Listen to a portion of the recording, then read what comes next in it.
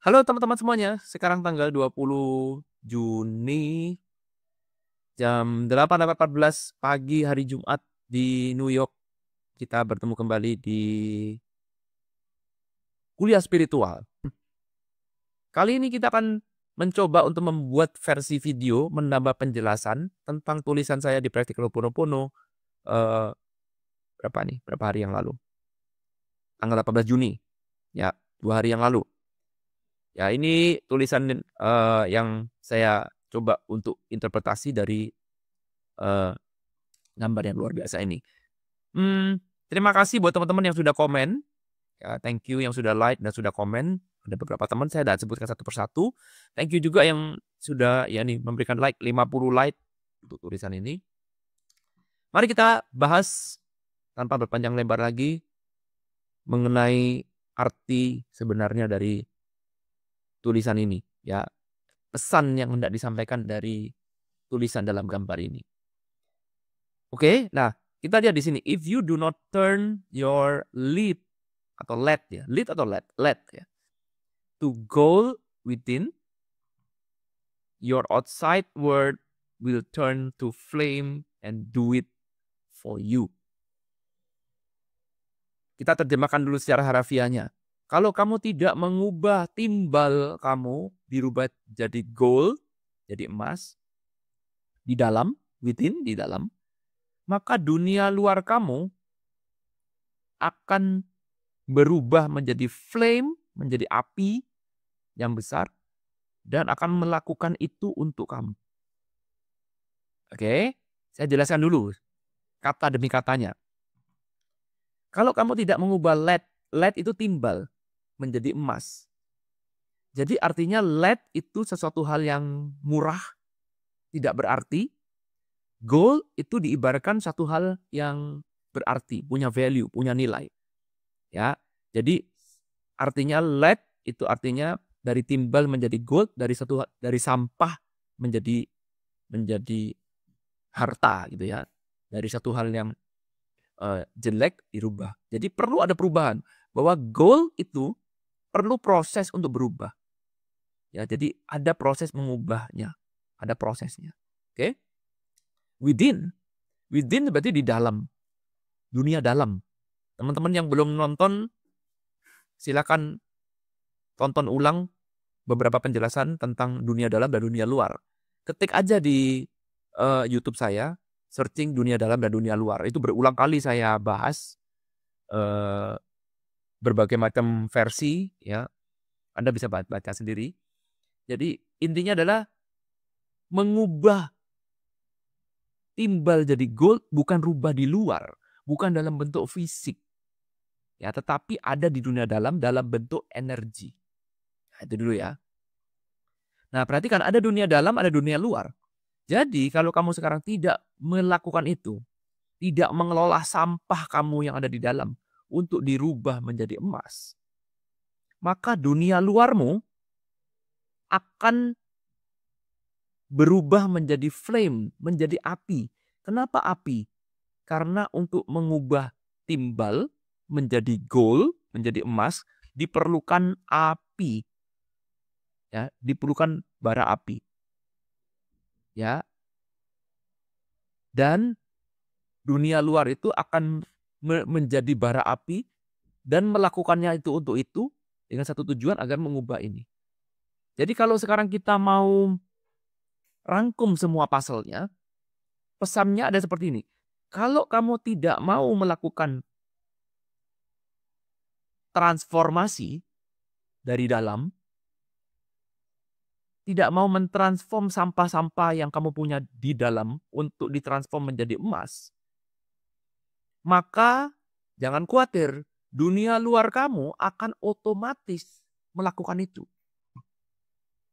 Karena memang mentransform timbal, mengubah timbal menjadi emas, ini satu hal yang mutlak harus dilakukan. Gak bisa tidak.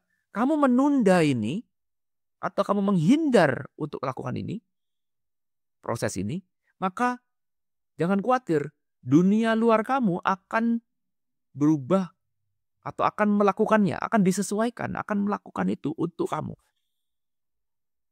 Ngotot ya. Jadi hidup nih ngotot agar kamu melakukan ini. Mengubah timbal menjadi gold. Nah masalahnya mengubah timbal menjadi gold perlu api. Jadi kalau kamu sekarang tidak mau melakukan itu di dalam dirimu, maka dunia luar kamu akan menyediakan apinya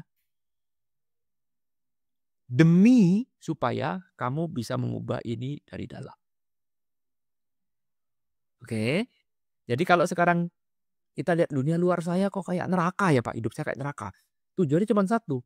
Neraka hanya bisa terjadi kalau kamu lalai, lupa melakukan tugasmu di dalam, yaitu apa? Mengubah timbal menjadi emas. Sampai sini bisa dipahami? Bagus ya. Dan kata-katanya sangat mendalam. Karena itu saya pakai contoh di sini, ya. Pakai contoh agar teman-teman bisa mengerti maksud saya, mengerti maksud dari yang di sini. Saya kasih contoh yang sangat sederhana dan lagi-lagi namanya adalah Budi ya. Mohon maaf teman-teman saya itu paling nggak bisa berkreasi memikirkan nama. Namanya Sopo ya. Daripada pakai si A dan si B, udah pakai nama Budi aja. Jadi kalau nama Budi ini sering muncul, ya lebih maklumi ya. Ya wajar ya. Jadi nama yang paling gampang ya diinjak ya Budi, udah munculkan aja Budi ya. Oke, nama samaran tentu saja ya. Mari kita akan coba untuk belajar dari kisahnya Pak Budi dalam menjelaskan arti dari sini. Ya, kita ke papan tulis sini. Ups. Ya, ini sharing aja buat teman-teman. Ini adalah materi kelas premium. Kalau teman-teman mau ikut kelas premium, silakan ada di kolom deskripsi ada kelas premium itu setiap hari kita belajar di kelas premium dan pembelajarannya tidak pernah ada akhir. Ini membership jadi panjang, nggak ada akhir dan kebetulan ini membahas manifestasi yang jauh lebih advance dengan melibatkan teknologi nano, melibatkan atom, melibatkan dunia fisika kuantum yang jauh lebih mendalam. Ya, ini adalah sebuah teknik manifestasi yang sangat luar biasa sehingga kalau ini dipenuhi maka akan apapun keinginan kamu akan terwujud dengan super duper mudah karena kita mengikuti sebuah hukum alam. Kita ngikutin teknologinya. Ya, kalau teman-teman mau lihat video ini ya harus ikut kelas premium. Linknya akan saya kasih juga di kolom deskripsi. Oke, intro aja. Nah, mari kita sekarang masuk ke materi kita tadi. Ke ceritanya Pak Budi. Ya, kita lihat. Pak Budi. Pagi-pagi Pak Budi jalan. Ya sebelum ke kantor dia mampir ke kafe. Minum kopi. Setiap hari dia mampir di kafe itu. Ya, tiap hari. Dan ketemu pelayan yang itu juga. Kasir yang itu juga sama. Ya, lalu kemudian Pak Budi menyapa, berpesan, menyampaikan pesannya. Oke, dia bilang si kasirnya dia bilang, "Pak mau pesan apa?" Terus Pak Budi bilang, halo, pesan seperti biasa lah, seperti biasa." Dengan harapan Pak Budi mengerti, oh pesan seperti biasa itu kayak apa. Ya, ternyata si kasirnya nggak ngerti. Waduh, mohon maaf Pak, yang minum di sini banyak. Saya nggak ngerti. Biasa menurut itu yang kayak apa saya nggak tahu Pak. Tolong Pak disebutkan. Lalu Pak Budi bilang, loh kan kemarin saya ke sini, kemarin dulu saya ke sini, 3 hari yang lalu saya ke sini dan saya ketemu kamu, saya lo hafal muka kamu. Masa kamu nggak hafal pesanan saya? Tiap hari lo kita ketemu. Dan saya cuma pesan itu aja. Aduh, masa kamu nggak hafal sih? Oh, sorry Pak, sorry banget Pak. Saya nggak hafal. Coba tolong sebutkan lagi. Oh ya, ya oke lah, oke lah. Ya udah, saya pesen kopi cappuccino misalnya. Ya, cappuccino ingat ya, susunya kasih half and half. Saya nggak mau pakai susu biasa, karena susu biasa nanti saya alergi terhadap laktosid, ya. Saya alergi susu, harus pakai half and half. Ya, kopinya separuh ya. Jangan dikit-dikit, kopinya harus separuh, jangan terlalu banyak juga. Ya, nanti kamu bikin yang benar. Oh ya. Oke. Sampai menunggu, Budi udah mulai kesel. Dasar nih anak muda. Gak pernah perhatian sama orang. Tiap hari gue makan sini. Saya merasa nggak diperhatikan, saya nggak merasa spesial. Gak spesial. Sialan nih anak muda nih. Lalu kemudian 10 menit berlalu, kopinya jadi. Pak, jadi Pak kopinya. Lah, di dalam kopinya, di gelasnya ditulisnya Hadi. Karena tadi waktu kasir tanya, oke Pak, dengan Pak siapa? Lupa lagi nama saya. Nama saya Budi, dengernya Hadi ya. Mungkin karena lagi Walkmanan, lagi handphonean, lagi denger earphone. Dia nulisnya Hadi. Ngamuk lagi si Budi. Sudah gak ngerti pesanannya biasa kayak apa. Nulis nama saya salah. Dasar anak muda nih. Ya kan? Udah jalan. Dia mulai marah-marah nih. Lalu kemudian dia jalan, di tengah jalan mobilnya udah parkir bener-bener, sudah ngantri bener-bener, tiba-tiba ada satu mobil nyelonong antrian seenak-enaknya. Lalu kemudian dia sepintas dia melihat jendelanya kebuka, lagi-lagi anak muda. Setel musik kenceng-kenceng, boom boom boom boom. Gak ada sorry, pepet-pepet mobilnya orang semua mau dia. Lalu kemudian dia bilang, ini lagi anak muda lagi, brengsek nih anak muda, dasar anak muda. Ya kan? Udah selesai sampai kantor. Dia mau parkir. Spot parkir punyanya dia, khusus untuk dia. Dia mau parkir, loh kok ada mobil? Dipanggillah satpam. Satpam ini udah gak nyapa selamat pagi. Ya kan, tadi saya selamat pagi, satpamnya gak menyapa. Sekarang ada mobil di sini, satpamnya dimarah-marahin. Kenapa bisa ada mobil di tempat saya? Kenapa? Siapa yang suka kasih izin ini? Kamu gimana sebagai satpam? Satpamnya masih muda, dasar kamu anak muda, lagi-lagi kan ya. Ternyata satpam bilang, Pak itu mobilnya orang delivery Pak. Tadi ada yang pesan makanan, ini orang delivery Pak. Lagi parkir, gak ada parkir lagi Pak. Dia masih bentar aja. Tunggu ya Pak ya, sorry ya Pak ya, tunggu ya. Tunggu. Ya udah, 10 menit, 15 menit berlalu, datanglah si pemilik mobil ini. Anak muda lagi. Ya? Anak muda lagi.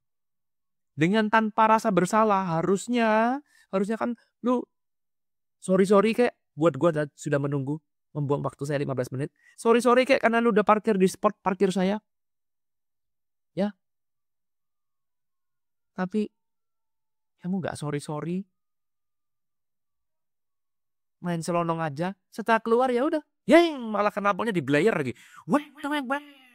Pergi. Kesel kan. Dan waduh, setelah kesel, udah kesel Budi makin dongkol, makin kesel, satpam dimarah-marahi. Lain kali jangan sampai kamu di situ. Oke, setelah selesai dia masuk kantor. Ternyata apa yang terjadi? Waduh, ini dia anak buahnya datang. Pak, sorry Pak, tugas kemarin belum selesai. Mana tugasnya? Belum selesai. Kemarin nggak sempat. Saya kemarin ketiduran Pak. Kemarin saya sakit perut Pak. Waduh, gimana nih? Kita mau presentasi. Kamu tuh sudah kayak tugas anak muda lagi. Gitu. Lalu kemudian, ini mana partner kamu? Oh, partner saya nggak masuk Pak. Partner saya masuk angin. Nggak masuk kerja hari ini. Satu lagi mana? Oh, satu lagi nggak masuk juga Pak. Karena kucingnya meninggal. Dia lagi galau Pak. Wah, punya anak muda lagi. Kalian nih generasi macam apa? Oke, dah wes. Saya itu pulang. Ya marah-marah terus. Kemudian dia pulang ketemu istrinya. Anak istrinya udah tidur. Tuh. Wah, mereka semua gak menghargai saya. Kok bisa-bisanya nih masih jam 10 malam. Mereka semuanya udah tidur terlelap. Saya gak dianggap. Oke. Ceritanya selesai sampai di situ. Perhatikan. Semua tuh awalnya cuman dari mana? Dari ini kan. Semua dari pagi tadi berawal dari kafe pagi hari. Dia mengalami sesuatu yang men-trigger. Perhatikan di sini kalimatnya. Men-trigger. Sebuah emosi terpendam. Apa itu kita nggak tahu. Emosi X. Yang jelas kena trigger. Gara-gara suatu kejadian. Situasi. Kan gini aja rumusnya. Patternnya kan begini.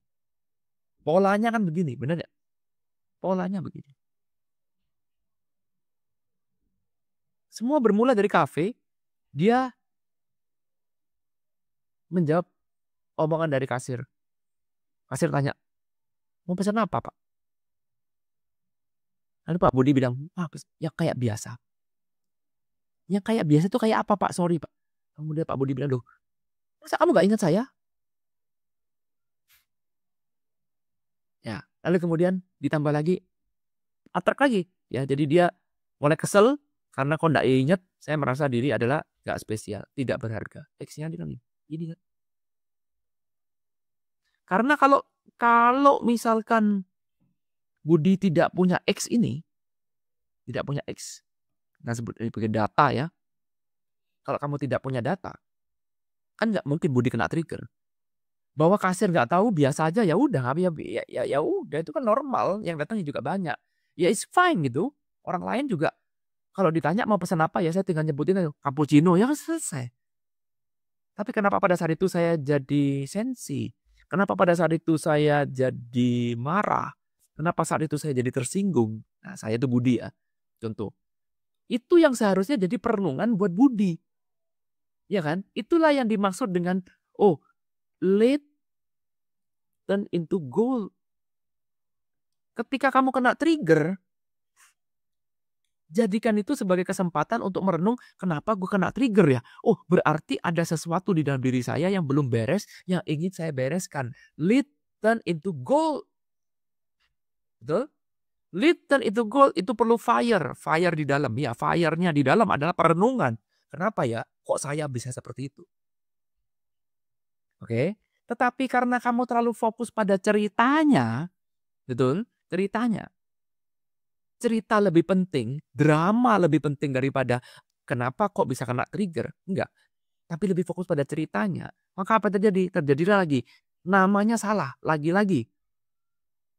Dia gini lagi. Budi jadi Hadi. Ini punya telinga apa enggak? Wah, mulai kena trigger kan? Wah, kena trigger. Terus akhirnya apa? Terjadi ini. Terjadi ini. Terus men-trigger. Ini semua akan menjadi fire. Akan jadi neraka. Kenapa kok begitu? Apa karena hukum karma? Enggak. Apakah karena banyak dosa? Enggak. Karena apa? Karena itu diperlukan untuk mengubah lab menjadi gold. Kamu tidak mau melakukan itu, maka yang di luar akan menyediakan apinya. Ini semua untuk satu tujuan adalah kenapa kamu tidak masuk ke sini. Bahwa ini semua terjadi kejadian 1, kejadian 2, kejadian 3, kejadian 4, dan terus akan berlanjut sepanjang hari ini. Alam semesta sudah memberikan kamu kode. Kamu tuh kena trigger terus. Kamu enggak merasa bahwa kalau yang di-trigger enggak ada, kan enggak mungkin kamu kena trigger. Kamu hanya bisa kena trigger kalau kamu punya X. Kenapa kamu enggak fokus pada X-nya? Kenapa kamu fokus pada dramanya, pada situasinya? Oh, ini gara-gara si kasir tadi tuh. Kenapa saya ngalamin sendiri? Gara-garanya si kasir. Coba tadi saya nggak ketemu kasir itu, kan saya nggak mungkin begini. Coba saya nggak minum di kafe itu, nggak minum kopi, coba saya nggak mampir, mungkin ini nggak terjadi. Cari kambing hitam. Kenapa? Karena kamu fokus pada situasinya. Fokus pada aktornya di balik itu. Fokus pada ceritanya, fokus pada dramanya, energi kamu habis di situ. Nggak sempat untuk mengubah LED menjadi gold. Nggak sempat. Akibatnya hidup kamu penuh dengan fire. Hidup kamu akan penuh dengan fire. Kenapa? Karena kamu lalai, lupa. Nggak melihat utamanya itu bagaimana. Sehingga kalau kita melihat seperti ini, maka sekarang kita harus membuat satu prioritas. Jadikan ini sebagai mantra. Apa prioritas saya? Prioritas saya. Setiap kali kamu kena trigger, teman-teman, saya kasih kamu mantra. Setiap kali kamu kena trigger, apa prioritas saya? Apakah prioritas saya pada situasinya? Ya, ada situasinya sini. Ataukah prioritas saya pada X yang bisa berhasil men-trigger saya? Betul?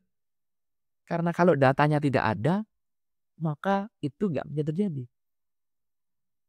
Tidak semuanya akan saya respon. Karena saya akan merespon saya akan react berdasarkan data yang saya punya. Hari ini saya bertemu dengan satu orang, lalu kemudian orang itu bilang, goblok kamu. Dan saya nggak apa-apa. Oh, orang gila. Biarin aja. Tetapi saya pernah besok paginya, saya bertemu dengan orang lain yang juga kurang lebih sama mengatakan, goblok kamu. Loh, kurang ajar kamu bilang saya goblok. Saya kena trigger, betul? Kamu nggak bisa tahu situasi yang kayak apa, siapa yang mengucapkan, kita nggak pernah tahu. Kamu nggak bisa bilang, saya harus punya situasi seperti enggak. Situasi kayak apapun bisa terjadi. Betul? Pertanyaannya, kenapa kok saya kena trigger? Itu yang menjadi kalimat yang paling penting. Kenapa kok saya kena trigger? Setiap kali saya kena trigger, saya meriak, saya tersinggung, saya marah, saya riak. Perhatikan, mantranya adalah apa prioritas saya. Mantra ini bisa mencegah terjadinya api dalam eksternal kamu. Itu loh poinnya.